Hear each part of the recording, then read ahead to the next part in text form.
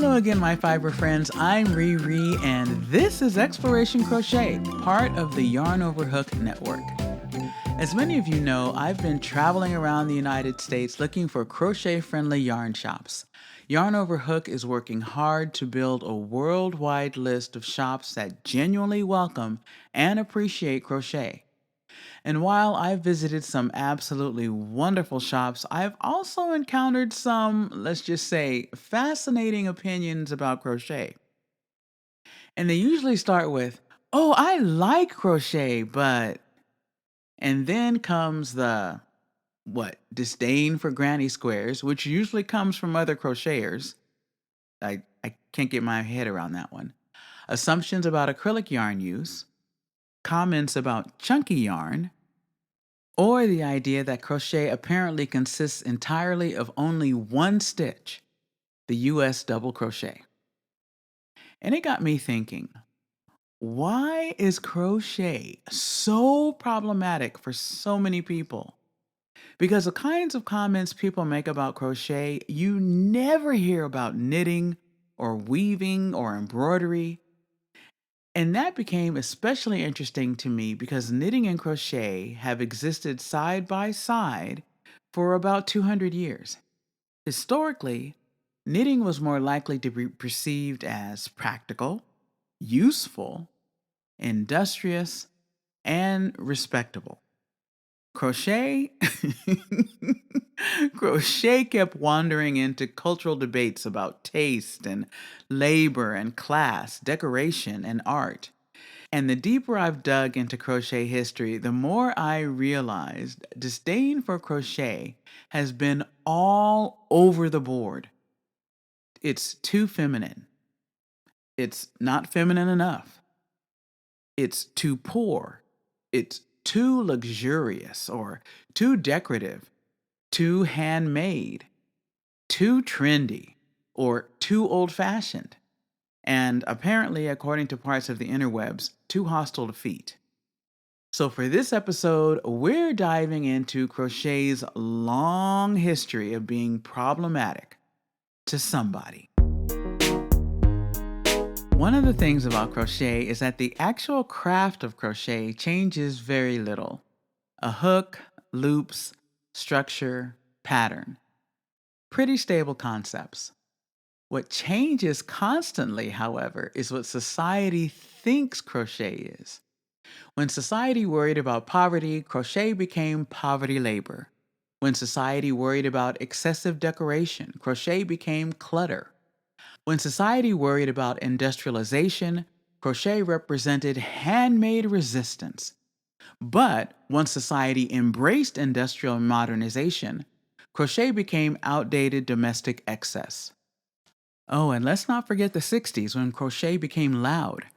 Society worried about its countercultural rejection of mainstream values. That's a lot to put on a hook. Crochet simply sat at the intersection so often of larger cultural issues and tensions. And interestingly, knitting often avoided these tensions because knitting more consistently occupied categories society already valued. Knitting stayed in its boxes: practicality, utility, military usefulness, industrial production, and wearable necessity. Historically, knitting not only made socks for the army, but was a reliable spy tool. Crochet? Well, it's complicated. And honestly, that's part of what makes crochet history so fascinating. All these changes were taking place and happening in society, and crochet was literally just sitting there holding the hook, minding its own. Now let's take a look at the too poor, too fancy comparison. One of the clearest historical examples comes from Irish crochet lace. On one hand, the lace itself became internationally admired, but the labor behind it? That was another story. Fashionable women wore it, magazines praised it, elite consumers purchased it. While at the same time, the same society celebrating it often looked down on the poverty associated with the workers producing it. And this became one of crochet's recurring contradictions. The object becomes admired, while the labor behind it becomes invisible or devalued. Meanwhile, knitting occupied an entirely different social position. Knitting had stronger associations with stockings and gloves, winter garments, practical wear.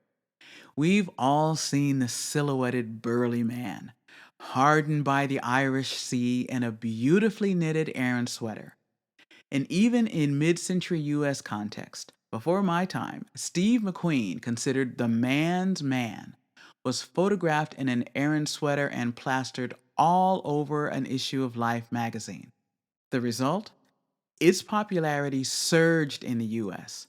For the younger folk, Chris Evans had the exact same effect when he wore one in Knives Out, Adam Driver in House of Gucci, the man in a sweater, the pillar of masculine cool. Crochet, on the other hand, absolutely no equivalence. And going back in crochet time, Victorian society turned the decorative dial up to 11. If an object existed, there was a decent chance someone crocheted for it. Tea cozies, lamp trim, piano scarves, antimacassars, and every type of table covering imaginable. Victorian homes approached decoration like they feared empty spaces. Meanwhile, knitted objects generally escaped criticism because knitted items remained strongly associated with garments and practicality. Knitted socks, respectable utility. Crocheted antimacassar, potentially dangerous levels of decorative enthusiasm. Result? By the late 19th century, design reformers increasingly criticized cluttered interiors and excessive ornamentation. Crochet got caught in that larger conversation. And once again, the controversy was taste, modernity, what respectable homes should look like. The doily was just catching strays, and honestly, the doily didn't deserve that. By the 19th and early 20th century, crochet was once again deeply associated with femininity and domestic virtue. Needlework publications framed crochet as calming, disciplined, productive, and morally appropriate feminine behavior. A respectable woman was expected to cultivate domestic accomplishments.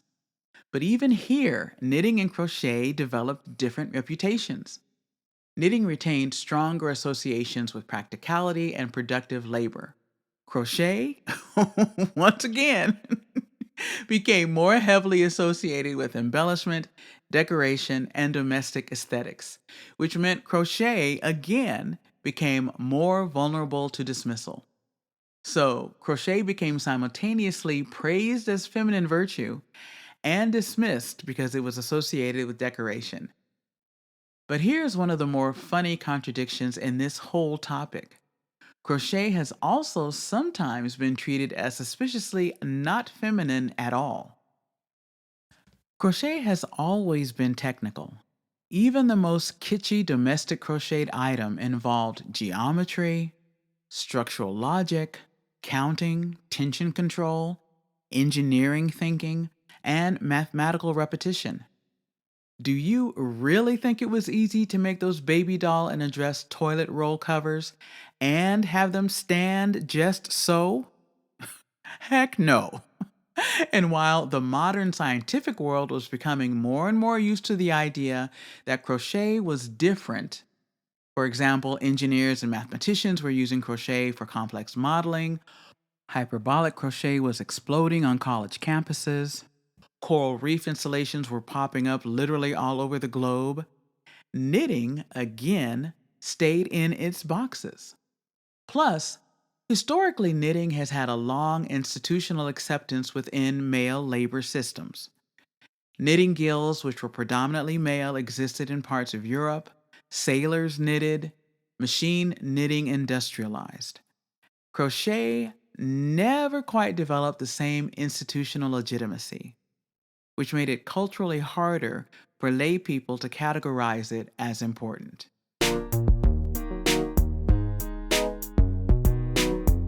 As machine made textiles expanded during the Industrial Revolution, handmade crafts occupied an increasingly strange social position. Crochet could symbolize authenticity, handmade artistry, resistance to industrial sameness, and domestic skill. But crochet could also become associated with imitation luxury. Irish crochet lace often imitated expensive Venetian needle lace at a lower cost, which created tension. Was crochet democratizing beauty, or was it just copying elite fashion too cheaply? Knitting experienced industrialization very differently. Knitting machines advanced dramatically during the Industrial Revolution. Knitted goods became scalable, commercial, and industrialized. Crochet largely did not. It remained stubbornly handmade and associated with domestic hand labor instead of industrial power. Which is why, even to this day, people have no problem looking down their noses at crochet. And it doesn't matter what it is. Another thing about Victorian times is the Victorians were obsessed with productive leisure. Idle hands terrified people, as stated in the phrase from the 14th century Canterbury Tales, idleness teaches a man to do many evil things. Needlework was defended because it looked productive and disciplined. But decorative crochet complicated that logic. Honestly, crochet's honestly, probably crochet's greatest historical crime may simply have been existing too decoratively.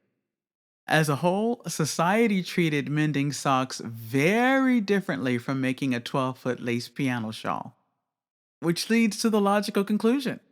Society tended to feel more safe around socks than doilies. By the mid 20th century, modernism hit crochet and hit it hard. Minimalist interiors and industrial design increasingly viewed crochet as old fashioned, cluttered, grandmotherly, and just overly decorative. I mean, especially doilies, right? What was the purpose? Knitting adapted more comfortably to modernist aesthetics because knitted garments remained streamlined, wearable, and practical. Crochet's visual identity remained tied to ornament, texture, and visual handcraft. And then there was the art issue. For a very long time, textile work occupied an uncomfortable position in Western art hierarchies. Painting, fine art. Marble sculpture, fine art. Crochet, craft. Domestic hobby, decorative work. And because knitting wasn't as prominent in these art spaces, it didn't catch flack. Fiber artists have spent decades fighting assumptions that textile arts were less intellectual, less serious, and less artistic, which begs a greater question. Who actually gets to decide what counts as art?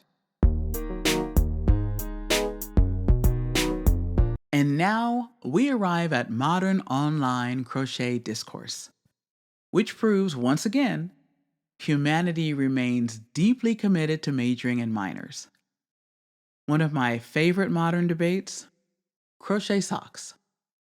On one hand, people passionately defend crochet socks, and on the other, people describe them like medieval torture devices, which, at its base, sounds similar to the same cultural narrative this craft has carried for generations. Humanity repeatedly looked at crochet and stated, yes, okay, but should it be doing that?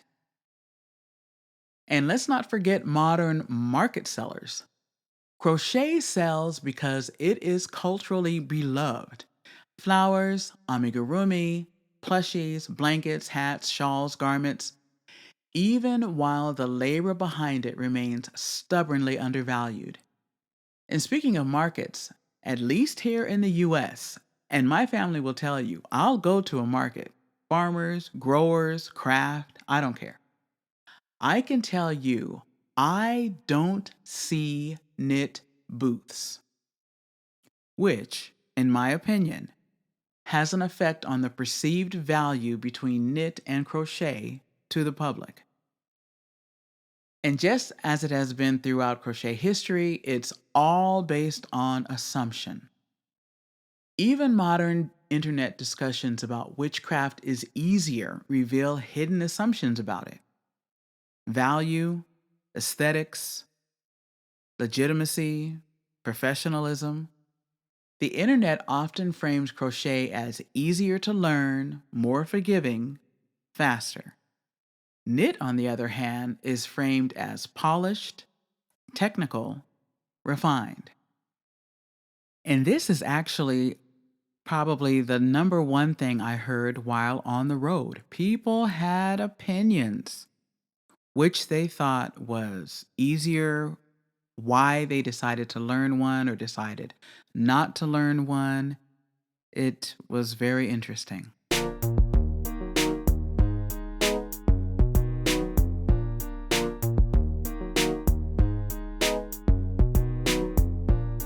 So, in closing, I am excited about the idea of continuing to collect stories about what people think about crochet as I travel around the US in search of crochet friendly yarn stores.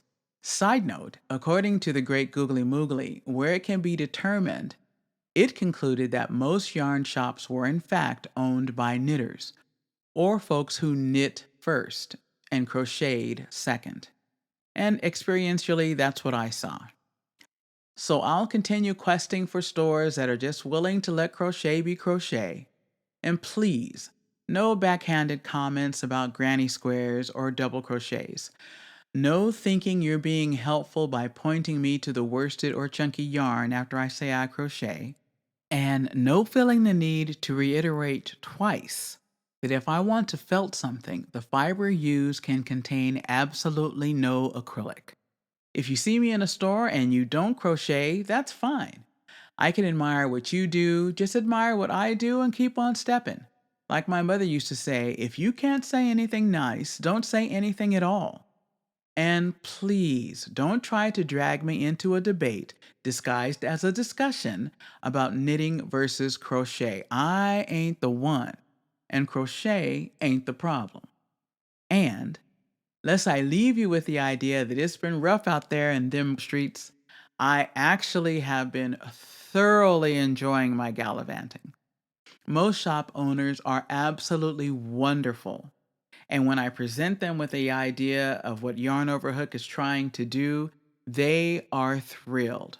As a matter of fact, I even met one who didn't crochet until after she opened her shop and discovered she couldn't fully serve her community without learning the skill. So, I know I've said it before, but I strongly encourage you to stop in at your local yarn store. If you don't like the vibe, keep your money.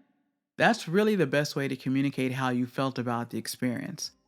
But who knows? You might be pleasantly surprised, and it might be an opportunity for them to broaden their perception of crochet. And as always, if you know of a yarn shop you think it might be great for me to check out, please let me know at crochetyarncrawl.com. Or better yet, join Yarn Over Hook at yarnoverhook.com and be a part of the full conversation. I'd love to hear what you think. Oh, and while I'm at it, don't forget to share, like, and subscribe, and leave a comment wherever you've been hearing this podcast. Every little bit helps. And find me on any of the socials at Exploration Crochet or on explorationcrochet.com. Once again, thank you so very much for listening. This has been Exploration Crochet.